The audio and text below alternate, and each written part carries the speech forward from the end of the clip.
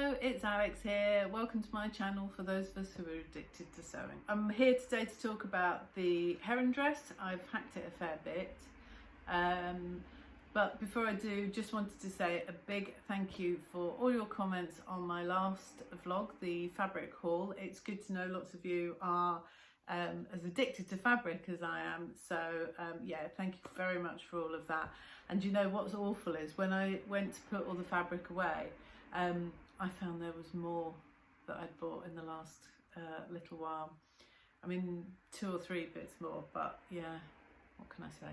I really like this dress that I've made. I'm so happy with it.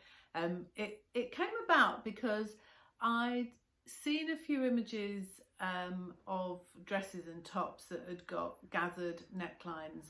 They seem to be around quite a lot at the moment, and I'm really drawn to them, but very nervous because I've always felt that anything too kind of high up your neck kind of draws your eye to it, and you know, at 51 it's all a bit crepey and yeah, not part of me that I really want to draw any attention to. So I've kind of avoided anything like that for a little while.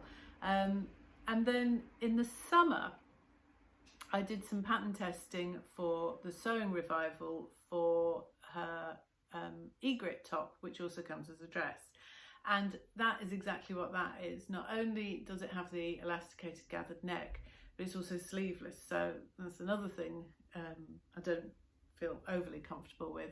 But I made it, and one of the bits of feedback I gave when I did it was that it probably wasn't something I would have bought because of those issues, but actually, you know, I found that I did really like it, and so it pushed me out of my comfort zone a little bit. So I've had it in mind that that's something I would like to make. Then 2 or 3 weeks ago, Harriet, who is Sony Sunshine, she posted some new fabrics that she'd got in, and they were by a company called Mind the Maker.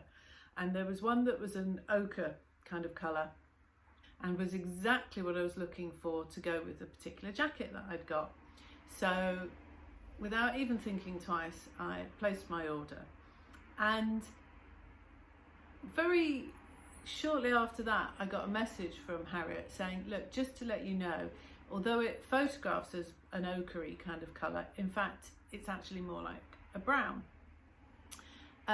which is one of the things I really like about independent pattern companies. You get that level of interaction and, yeah, customer service, I guess. So I thought, I immediately emailed her back and said, no, I love brown, brown's great. But then I slept on it and I thought, no, you're being silly. The fabric is not cheap. You wanted it for a specific reason to go with a specific item. It's not going to work. Quickly emailed Harriet back and said, look, I'm sorry to mess you around, but I don't think if it's not going to be an ochre colour, I don't think I'll go through with it. And she, bless her heart, was, you know, very nice about it. And that was that.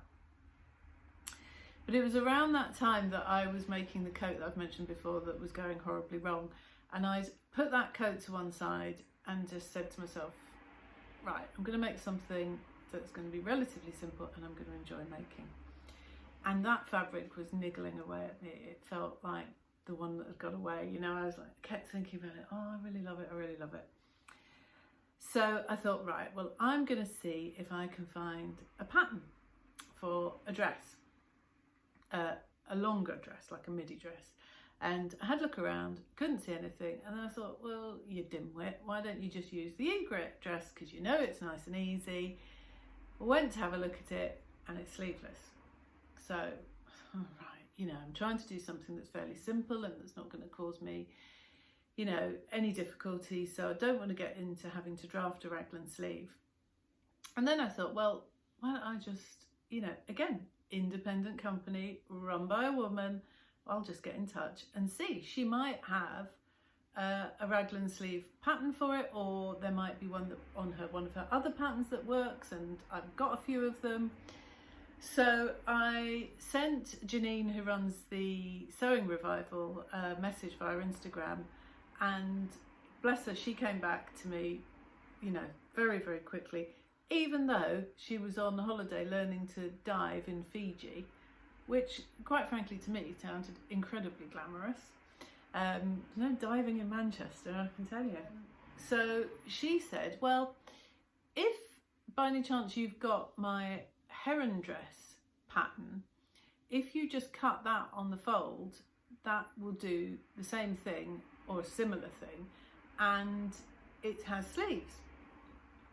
So I did have the Heron dress pattern. So then I got onto my iPad, rushed off to place the order with Sew Me Sunshine, and she was out of stock, all sold out. Yeah, I was just impatient. I wanted to get on with it.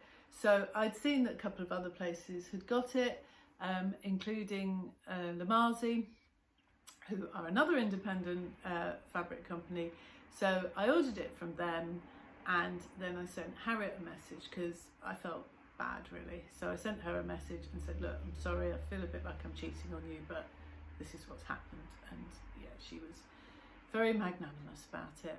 So while I was waiting for the fabric to arrive, I had a look at the pattern, and the pattern for the Heron top is open at the front like this. And I thought, yeah, I think I'd rather, instead of it being gathered all the way around and a high neck, I think I'd rather have this open front. I just think it would be a little bit more versatile. I'll probably wear it more often, and it still has the, you know, gathered neck effect. I guess I can always tie it up if I wanted to, but yeah, I just thought, I actually think with hindsight that I will wear it open more, and that was a good option. But I did want to cut it on the folds, because at the on the centre front, because what I didn't want to was to have a seam line there, because with this print being so big and so bold, I just thought pattern matching it would be a nightmare, and I didn't want to ruin how the print felt. Basically, I just took the seam allowance off the front and took off the facing piece that is joined onto it, and then drafted a separate facing piece for the neckline, which does the same as the grown on one that's part of the dress, in that it goes up to the casing on the top here. And I did end up top stitching round here. I mean, I've understitched the facing and I've top stitched it, so it shouldn't do, you know, there's nothing worse. Stop fiddling with my hair. There's nothing worse than facings kind of making a bid for freedom. So that's all nicely, you know, settled down. It's not going anywhere.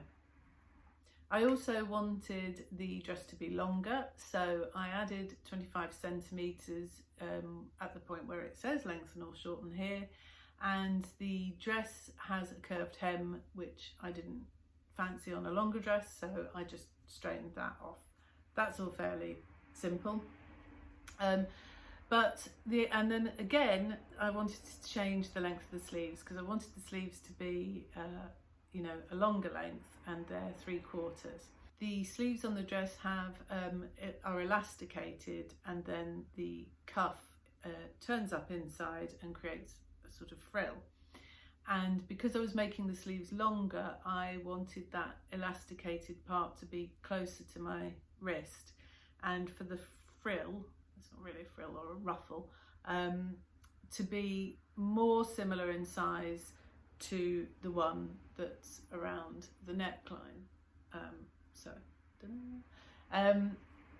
So I made those changes. It really wasn't very difficult. I just had a look at how the pattern had been drafted, extended it, and then just reduced the amount of this turn up bit here. The dress comes with a belt, and I thought rather than having a belt, I would make a casing around the waist and put some elastic in it, and then possibly do a belt that could kind of go over that. But I decided not to do it straight away. I thought that's something I can do after, make the dress and see what it's like on. And I'm really glad I did, because I got some elastic in my sewing room and just tied it round my waist just to see what it looked like. And when I did that, I thought, oh no, it doesn't look very good. I'll just leave it loose and drapey. And then when I took the photographs this morning, I still like it loose and drapey, but then out of interest, I did a couple with elastic tied around my waist. And actually now looking back at those, I actually do think that looks better. So I haven't done that yet. So I think what I will do this afternoon is dash downstairs to my sewing room and quickly sew up the belt. Luckily I've still got enough fabric to do that. So I think I'll sew a belt, and so I think that actually is a little bit more flattering with the belt on than with the belt off. But overall, I really like it. I mean, to me, a big part of it has got to be this fabric. I mean, it is just, I know it's not going to be everybody's cup of tea, but it really is mine. They're my colours. I love that big, bold, abstract print. And it's a viscose, so it's nice and floaty. And of course, as it gets colder, I can put layers underneath it, as per. I've tried it with a jumper.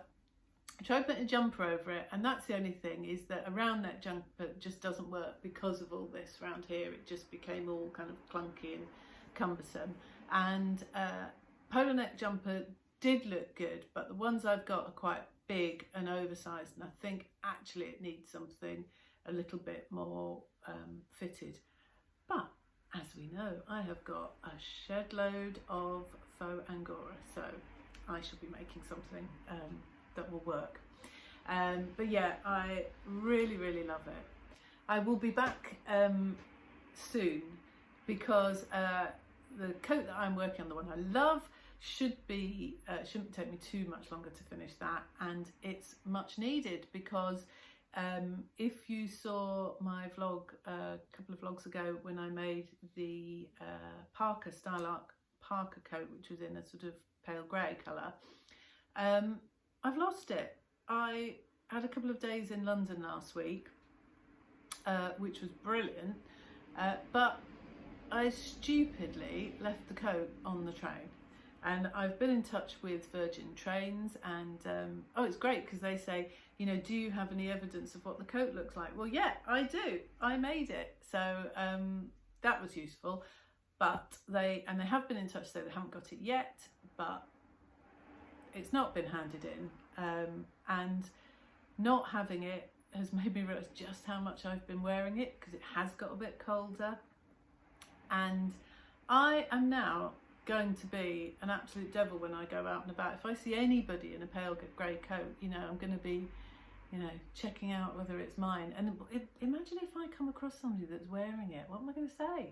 Because I'm not going to not say anything. Anyway, let's hope somebody hands it in and it's just taking its time to get back to me. But I do need a coat because I'm now getting cold. And yes, so that was a bit of a shame, because I had a lovely couple of days in London, and I went to see the Mary Quant exhibition at the Victoria and Albert Museum, and the Tim Walker exhibition, which is, he's a fashion photographer. And do you know, I've got membership to the V&A, so it doesn't cost me to go and see any of the big exhibitions, apart from obviously the annual membership. And I wasn't particularly excited about the Mary Quant. I thought, yeah, it's not really my style, but you know, nice to go, and I love going to the V&A anyway. And I really loved it. It was fascinating. So, you know, if you get a chance to go, I highly recommend it. And the Tim Walker one was really interesting too. And what else did I do? I went to a couple of the sort of really nice, the kind of higher end fabric shops in London, and I didn't even buy anything, which is remarkable. So yeah, cannot tell you how happy I am that I made it. This dress completely cheered me up when I was in the middle of almost throwing in the towel and giving sewing up for good. And I will be back soon with my good coat, and I might even tell you about the bad coat then as well. All right, thank you so much. Please do all the clicky stuff if you fancy it. Bye.